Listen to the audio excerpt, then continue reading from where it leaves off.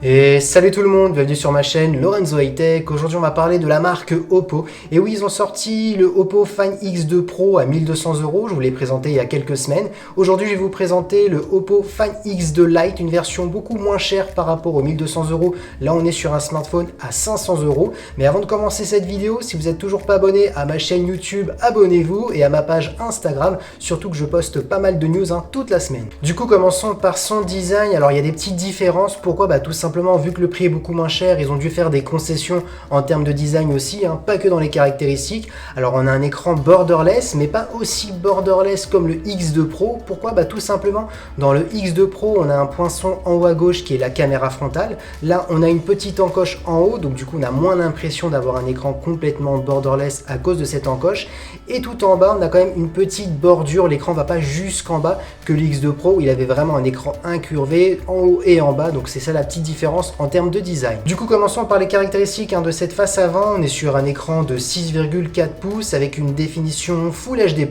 Ce qui est intéressant dans cette version Lite, c'est qu'on garde l'écran AMOLED du X2 Pro. On aurait très bien pu descendre sur un écran LCD vu qu'on est sur une version Lite. Concernant la caméra frontale, on est sur un capteur de 32 millions de pixels, donc ce qui est énorme. On va avoir énormément de détails, donc intéressant pour la photo, la vidéo, si vous faites du vlogging notamment. Et pour déverrouiller son smartphone, on a un capteur qui est sous l'écran. Donc ça aussi, il garde la même technologie que le X2 Pro. Parlons maintenant du dos de ce smartphone. Alors il est un petit peu différent par rapport au X2 Pro en termes de design. Pourquoi? Tout simplement, la forme des capteurs du X2 Pro est différente par rapport au X2 Lite. Par contre, ils sont placés au même endroit. Ils sont placés en haut à gauche verticalement. Donc voilà, c'est le même design. Rentrons maintenant dans le vif du sujet en termes de caractéristiques de ces capteurs. Alors le premier capteur principal, on est sur un capteur de 48 millions de pixels.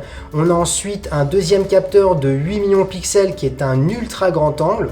On a ensuite un troisième capteur de 2 millions de pixels qui est un monochrome. Et le quatrième capteur, c'est un profondeur de champ de 2 millions de pixels. Donc là, on voit bien que c'est intéressant. Pourquoi? Tout simplement, on a énormément de choix de créativité en termes de photos.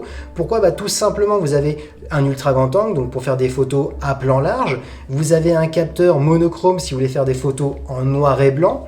Vous avez un capteur de profondeur de champ, donc ce capteur-là, on va l'utiliser pour les photos en mode portrait. Et bien entendu, le principal qui est le plus important, on est sur du 48 millions de pixels. Donc là, vous allez avoir énormément de détails, notamment si vous prenez une photo et que vous voulez zoomer dans la photo, et vous allez vraiment perdre beaucoup moins de qualité par rapport à un capteur qui serait beaucoup moindre. Et pour ce qui est de la vidéo, on filme en 4K. Parlons maintenant de performance. Alors vous vous doutez bien, si on est à 500 € par rapport aux 1200 € du X2 Pro, on peut pas avoir les dernières caractéristiques comme le X2 Pro, mais c'est quand même intéressant. On retrouve 8 Go de RAM, on a le Snapdragon 765 qui est le meilleur processeur en milieu de gamme de Qualcomm. Alors oui, c'est pas le 865, mais le 765 jusqu'à maintenant, c'est le meilleur pour le milieu de gamme. Et on retrouve bien entendu 128 Go interne. Attaquons dans le domaine de la batterie, et là on a 4025 mAh à l'intérieur. On a ensuite en plus une recharge ultra rapide parce que c'est la VOOC Recharge qui appartient à Oppo. On est sur du 30 watts, donc en 1h15 votre téléphone sera rechargé.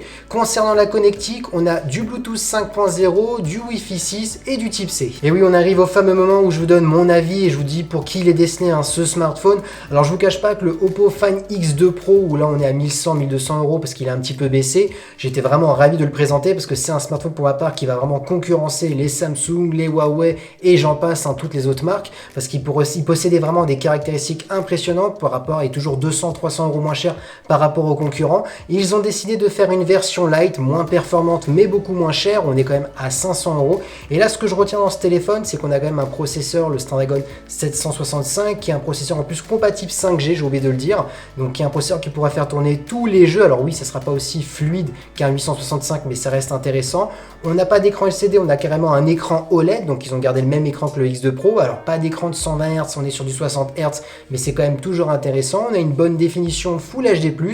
Concernant la photo, on a de la possibilité du choix en termes de créativité. On a quand même un capteur principal de 48 millions de pixels, on a un ultra grand angle de 8 millions de pixels, on a des profondeurs de champ, un monochrome, donc on a quand même du choix.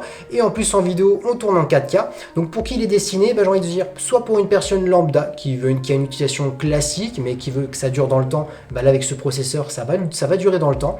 Et ou une personne qui veut pas mettre plus de 500 € mais qui veut faire les derniers jeux vidéo, ça tournera pas aussi fluide que le 865, que le Snapdragon 865, mais ça tournera très très bien. Et voilà, cette vidéo est terminée, j'espère qu'elle vous aura plu. Si c'est le cas, n'oubliez pas le petit pouce like, de vous abonner et de partager ma vidéo. Et je vous dis à très bientôt, c'était Lorenzo High Tech.